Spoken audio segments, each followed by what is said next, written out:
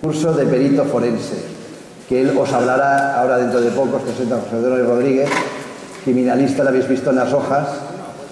Os lo presento. ¿Qué tal? ¿Cómo estás? Es un experto criminalista y sobre todo en genética. Os va a dar una charla sobre genética y hablando, pues como siempre a mí se me va agudizando el ingenio, cada vez que alguien dice una palabra yo me teclín. Bueno, pues él es perito y además da clases en la Universidad de La Laguna, ¿no?, en Canarias, y se nos ocurrió pues que hay un espacio ahí dentro de la parte judicial que son los peritos.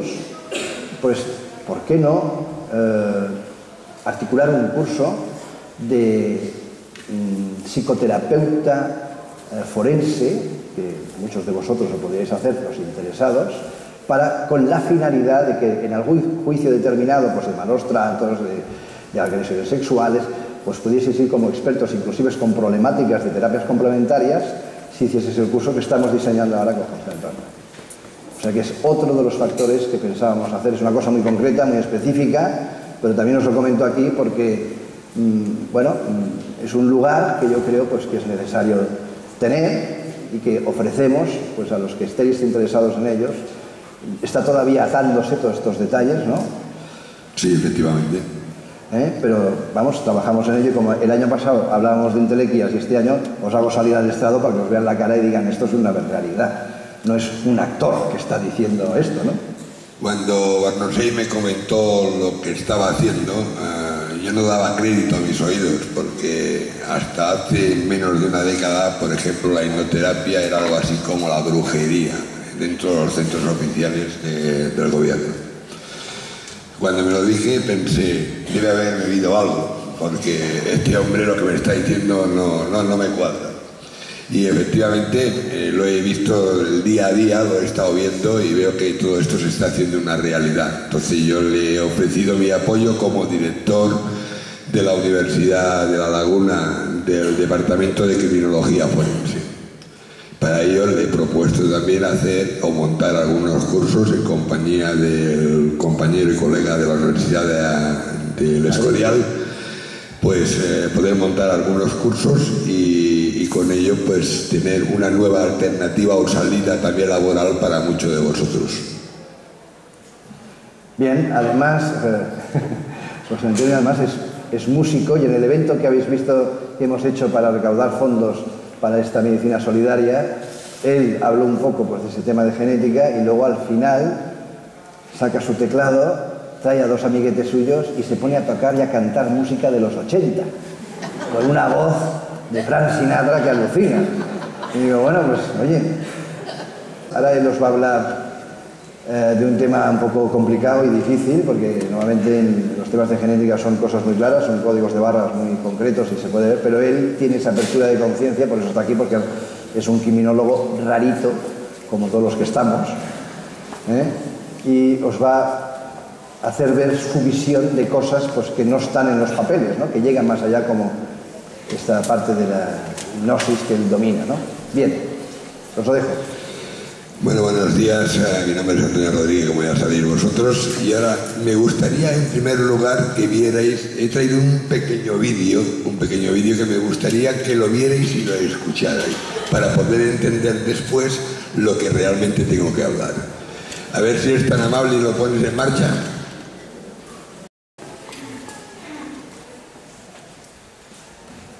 Claramente la espina dorsal.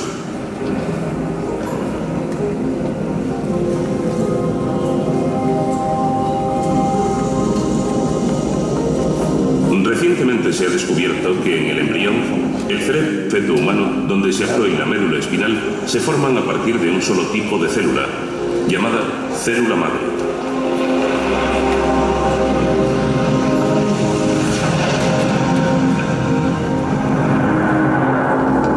Y las células madres quizá pueden explicar por qué algunos cerebros dañados parecen repararse solos.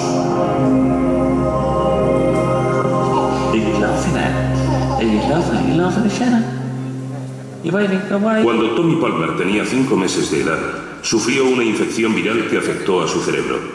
Los resultados en repararse fueron devastadores.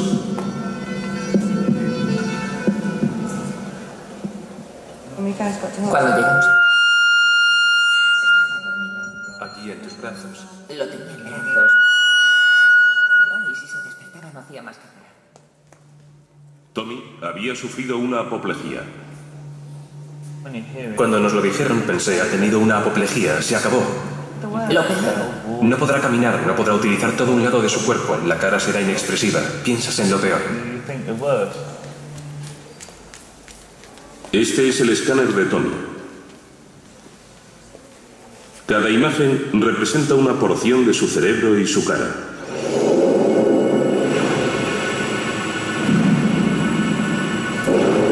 La parte blanca a la derecha de la pantalla es la zona cerebral dañada, una parte importante del cerebro de Tommy, donde las células han sido destruidas.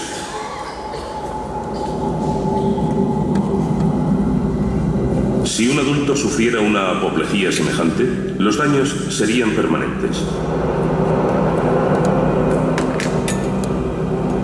Pero aunque resulte increíble, Tommy comenzó a recuperarse en solo unos días. Fue increíble. Sí, no tuvieron que hacer nada, se estaba curando solo. No llegaron a aplicarle un tratamiento, solo le examinaron. Los médicos no pueden hacer nada para reparar este tipo de daño cerebral, pero el cuerpo de Tommy parecía saber cuidarse solo.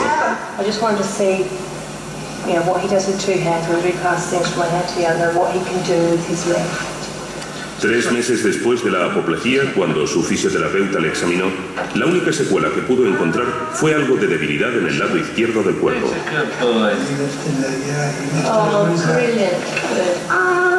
Y solo 3 meses después, Tommy no parecía haber quedado afectado en absoluto por la apoplejía.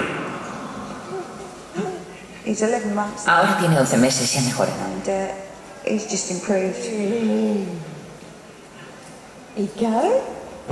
De ser un pedazo de carne en tus brazos que no hacía nada, Un pedazo de carne. a lo que ahora es, ¿Un pedazo de carne? sí, así era, ¿no? No hacía nada. Nada en absoluto. Ver cómo está ahora es estupendo. Al mirarle nadie diría que ha tenido una apoplejía. Nadie podría saberlo, es fantástico, ¿verdad? Nadie entiende qué fue lo que sucedió en el cerebro de Tommy para que se recuperase tan rápidamente. La teoría convencional dice que Tommy se recuperó porque otras partes de su cerebro sanas cogieron el testigo de la zona dañada y asumieron sus funciones. Sin embargo, un médico de Boston cree que sucedió algo mucho más importante. Now the next thing I want you to do is turn them so that like you're going to be catching rain in the air, okay? Just like that. A Evan Snyder le apasiona el cerebro. Okay? Es neurólogo en el Hospital Infantil de Boston. Like that. I'll tell you what, why don't you lift this leg? Al observar la rapidez con que los niños se recuperaban de las apoplejías, como en el caso de Tommy, comenzó a pensar que algo asombroso pasaba en los cerebros de aquellos niños. Inspirado por lo que veía en el hospital, Snyder se propuso encontrar una explicación.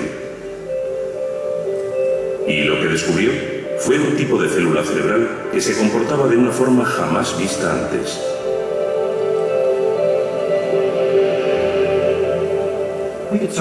Comenzamos con una sola célula y luego con el tiempo vimos que la placa se había llenado de células que se parecían a un cerebro entero. Era como si estuviéramos bien. Estas impresionantes imágenes muestran a una célula madre humana dividiéndose para convertirse en 2 nervios recién nacidos. Es la formación de células cerebrales.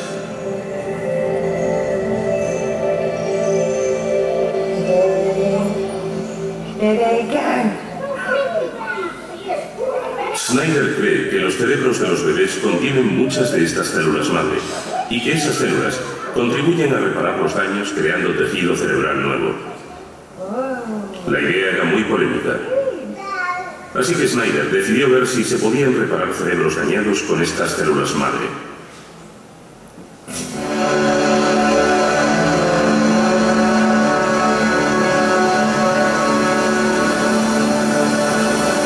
El cerebro humano es un milagro de la evolución.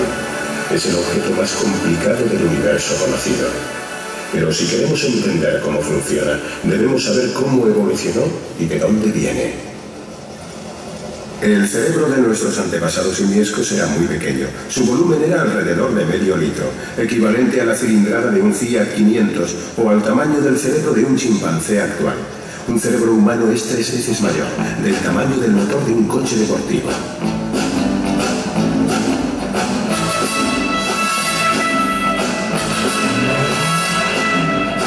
Es difícil hacer entender lo rápido que creció el cerebro del hombre. Desde nuestros antepasados simiescos hasta llegar a los humanos y su gran cerebro, pasaron alrededor de 2,5 millones de años. Parece mucho tiempo, pero en términos evolutivos es un cambio muy rápido. El cerebro crecía en lo que equivale a unas 150.000 neuronas más en cada generación. Pero en la naturaleza nada sale gratis. Todas las cosas cuestan, y un cerebro más grande, igual que un motor más grande, tiene un consumo mucho mayor.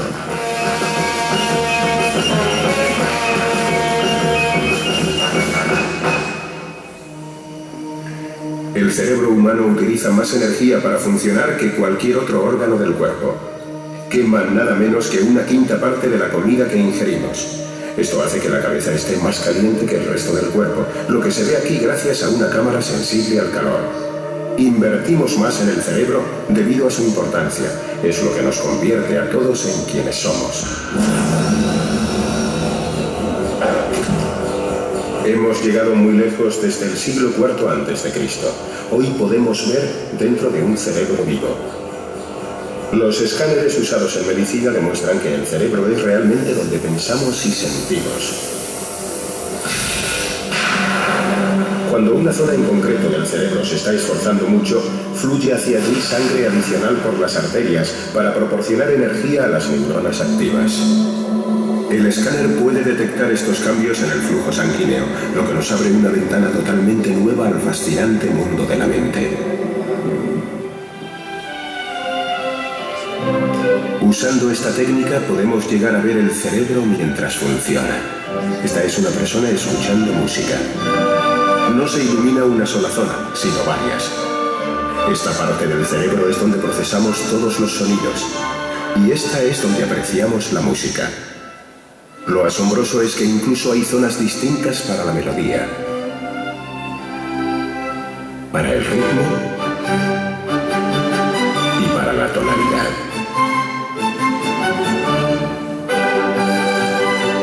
Pero, ¿qué sucede realmente en lo más profundo del cerebro? Es una historia fascinante, pero complicada. Todo empieza con esta estructura en forma de árbol. Es una célula nerviosa o neurona. Esto es una neurona real, ampliada 10.000 veces. Las neuronas son los diminutos bloques de construcción del cerebro. Hacen algo sorprendente que activa todos nuestros pensamientos. Disparan un impulso eléctrico. Increíblemente, ahora podemos ver cómo se dispara uno. Esta es la primera vez que se ha visto por televisión. La electricidad recorre la neurona a 400 kilómetros por hora. Aquí la vemos a cámara lenta. En una mínima fracción de segundo está lista para disparar de nuevo. Nuestro cerebro tiene nada menos que 100.000 millones de estas neuronas. Juntas podrían generar la suficiente electricidad para encender una bombilla. Para complicar aún más las cosas, las ramas de cada neurona están conectadas a miles de otras neuronas. Es difícil hacerse la idea de la escala de estas conexiones. Imagínese una ciudad bulliciosa del tamaño de Nueva York. Dele a cada persona de esa ciudad 10.000 trozos de cuerda. Pídale a cada una que se ate con cada cuerda a una persona distinta. Ahora, haga la ciudad 1000 veces mayor. Ese es el increíble embrollo que llamamos cerebro. Y hay más. Adéntrese en ese laberinto, recorra una sola neurona y fíjese bien en la conexión con su vecina. Curiosamente, las neuronas no están unidas físicamente, sino que hay una diminuta separación.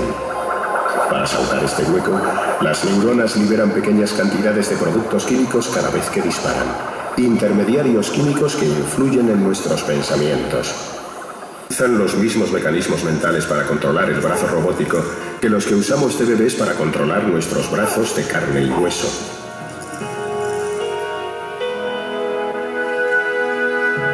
La gente tiene una capacidad fantástica para convertir casi cualquier herramienta en una extensión de sus cuerpos.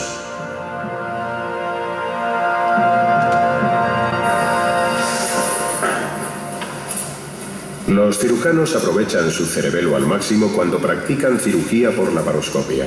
Aquí, un médico investiga por qué una mujer es incapaz de concebir. Las herramientas quirúrgicas le permiten examinar su interior sin recurrir a la cirugía convencional. Después de entrenarse lo suficiente, a un médico le resulta relativamente fácil coordinar lo que hace con sus manos con lo que ve en la pantalla. La mayor parte del tiempo sus movimientos están controlados automáticamente. Pero si hace algo que no había hecho antes, o si surge una emergencia, cobra mucha mayor conciencia de lo que sucede. Necesita concentrarse mucho más. Y el cerebro consciente se hace con el mando.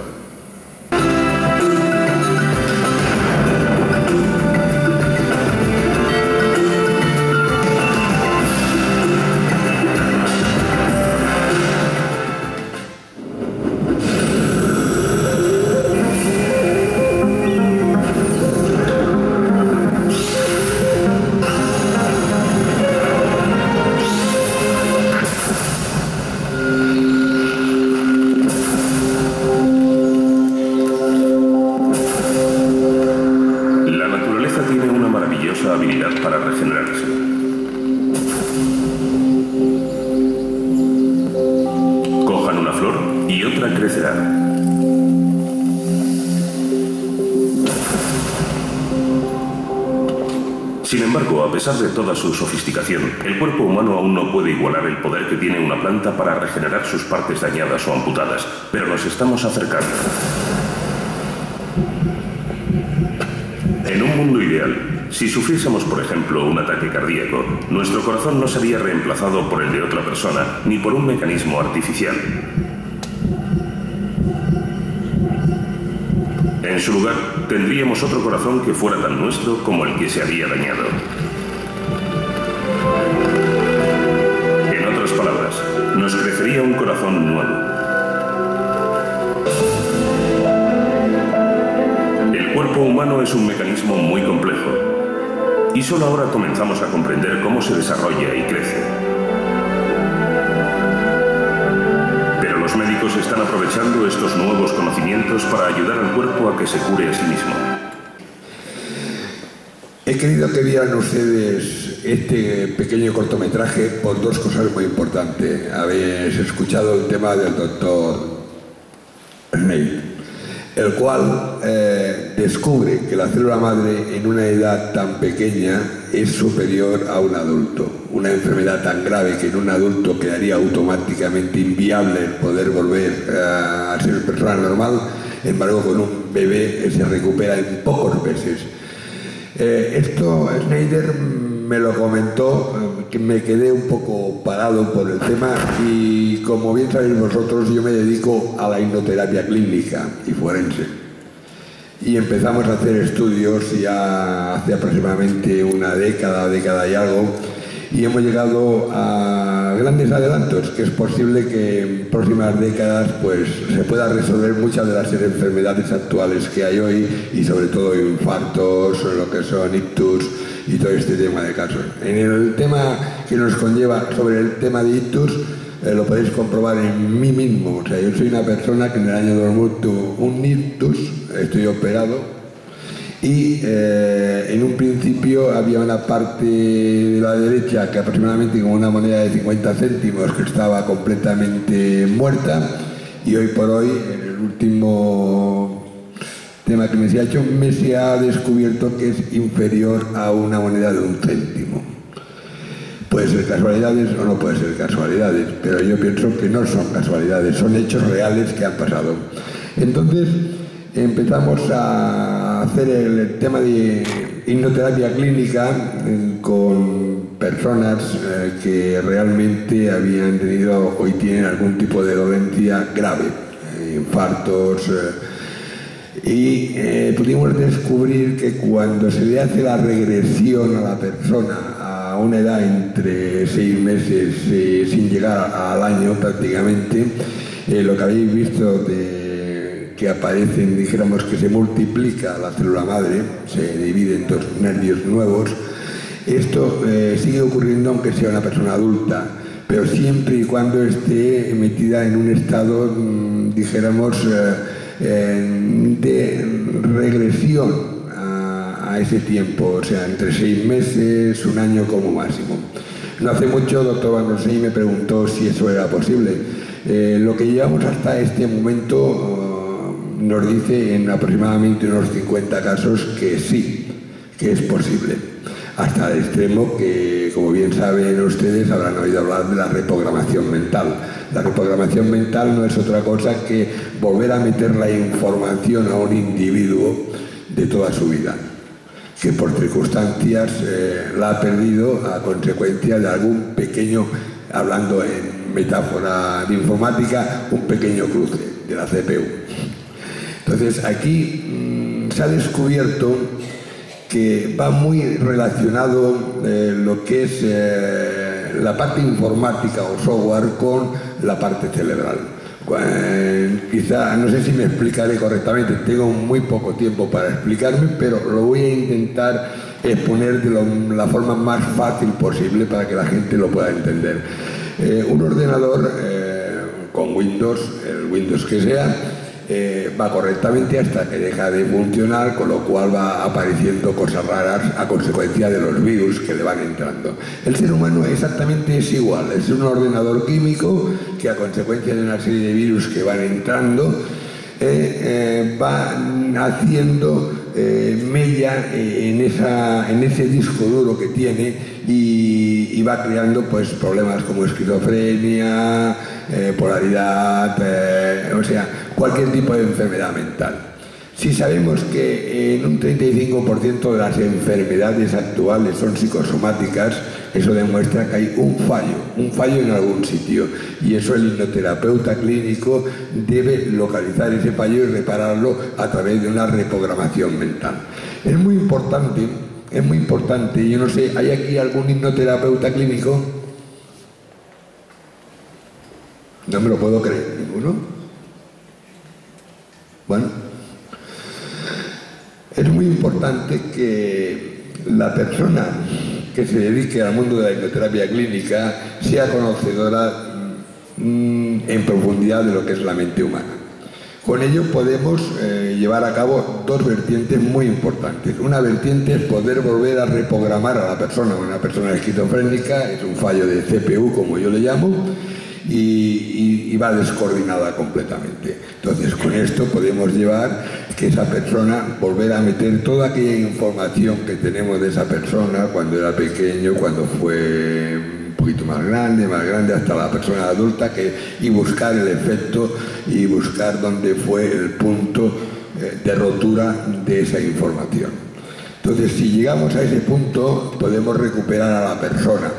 No digo, como otras veces se ha comentado, de que los psiquiatras no sean capaces de hacerlo. Pienso que todo el mundo es capaz de hacerlo. Lo que sí que está claro que una cosa es la psiquiatría, otra cosa es la psicología y otra cosa es la hipnoterapia.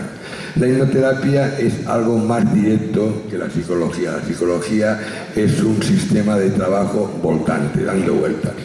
Ya hubo un doctor Caicedo, decano de la Universidad de Medicina de Barcelona, que a consecuencia, en aquella época, estamos hablando de 3 décadas atrás, para que el tema de la hipnosis, que era un tabú en aquella época, que era algo así como magia, se pudiera disfrazar, lo llamó,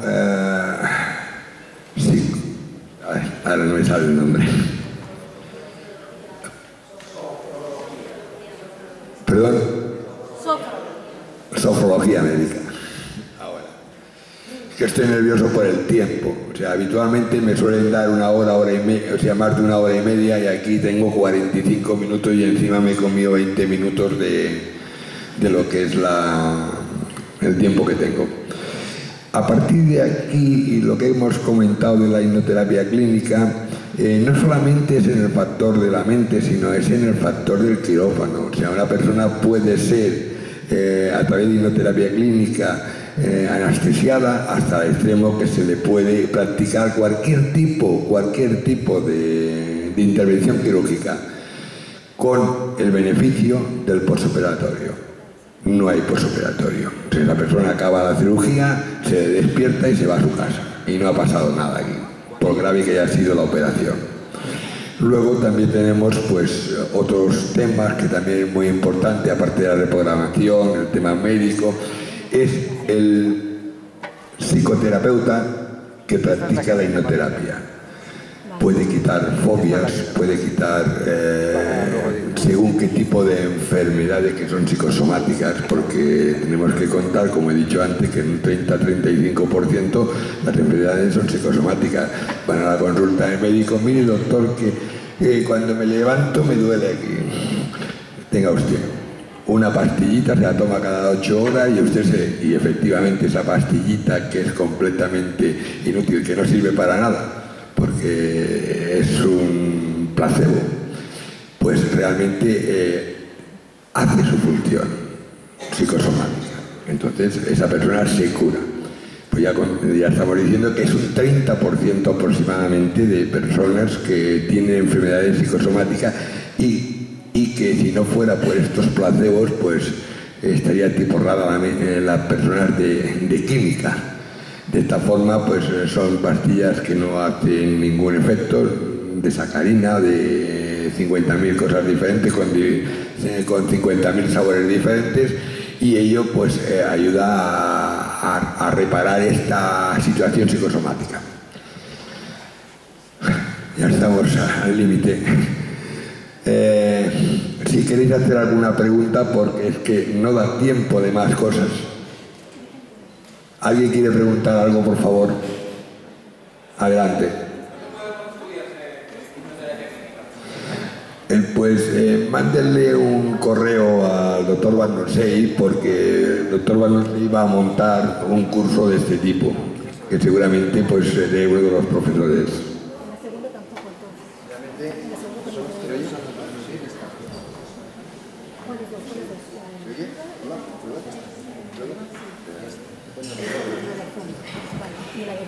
Bien, el vídeo que yo vi con él, la verdad es que, aunque ha sido un poco largo, y nuevamente no hacemos esto, sino que hablamos más que poner vídeos, pero las imágenes que hay, que habéis visto, de ese estímulo nervioso y de esa bipartición de células madre, yo las encuentro súper espectaculares, y con lo que estamos hablando aquí, realmente verlas en directo yo creo que ha valido la pena, porque lo veo, pues aunque lo podáis conseguir en otros medios, es espectacular. De cara a lo que él dice, yo sí que tengo una pregunta para ti, que en tu trabajo me comentaste algo que yo me quedé muy parado. Pensar que él analiza las pruebas de sangre cuando hay casos de lo suyo, de criminalística, y bueno, además de ver ese código de barras, ¿no? Tú percibes otras cosas allí, como por ejemplo que aquella persona pues ha vivido X tiempo en tal sitio, en tal otro. Eso no sale en el código. No, sí sale en el código, consta todo. O sea, vamos a ver, una cosa es el ADN normal y corriente y otra cosa es el ADN étnico. El ADN étnico tenemos un margen de error aproximadamente de unos 100 kilómetros a la redonda. Y no solamente los 100 kilómetros a la redonda, sino que hay una serie de halos que nos está informando que esa persona ha estado más de 5 años en un punto determinado. Barcelona tiene unas características especiales, lo que en Madrid... No tiene Valencia, por ejemplo. Que no tiene Valencia. Y sabes que es de aquí y no de allá. Efectivamente. Es que ahí es donde entraba la conversación que le dije, y vamos a entablar un equipo de investigación para hacer casos de pacientes determinados y ver qué ocurre a nivel genético en el antes y en el después de hacer cualquier tipo de selección bioenergética. Sí, es posible, completamente posible. No hace mucho, sois conocedores, en el 2008 hubo un asesinato en Palafrugell que está todavía sin esclarecer, no vamos a entrar en detalles porque no se ha esclarecido. Este asesinato, hay gente aquí en la sala que sabe cómo ocurrió, más o menos, y es curioso porque principalmente se dijo, el asesino ha sido un marroquí. Ha sido, bueno, se escucharon barbaridades de todo tipo. Entonces, cuando se hizo, a través de la universidad que yo dirijo, se hizo el ADN étnico, descubrimos que era un señor que su padre era de Extremadura y su madre de Almería. O sea, no sabemos quién es, pero sabemos que su padre es de Extremadura y la madre de Almería, por lo que se llama el ADN étnico, y que él se ha criado y ha estado un tiempo trabajando en Madrid y otro tiempo que estaba trabajando en Barcelona. A partir de ahí, ¿cuándo se cogerá? Pues el día que cometa un fallo, y gracias a Dios actualmente en los centros penitenciarios españoles, cada persona que se integra de nuevo como detenido a un centro penitenciario se le hace el ADN, le coge una muestra de ADN y tarde o temprano caerá. Y esperemos que caiga antes que tarde. Bien, entonces cuando yo quería establecer pues, ese puente de unión, de mirar, de investigar lo nuestro, a ver pues, qué encontramos, a ver qué diferencias pueden haber con gente pues, que tienen en su acceso esa posibilidad, ¿no? Bueno, José Antonio, muchas gracias por esta exposición. Hasta pronto y gracias por todo.